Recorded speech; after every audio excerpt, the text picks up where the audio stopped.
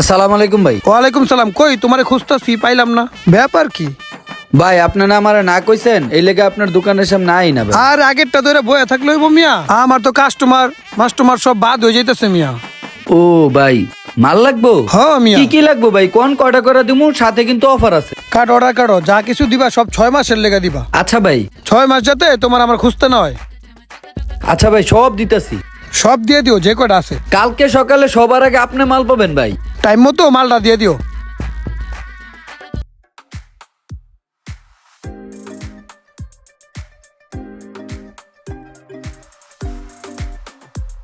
পুরা ভ্যানে যা মাল আছে সব ঢুকা বেটা, তখন পাইটু মালের কাস্টমার আমার ভরপুর। যা মাল আছে ভ্যানের সব মাল ঢুকা আমার এনে।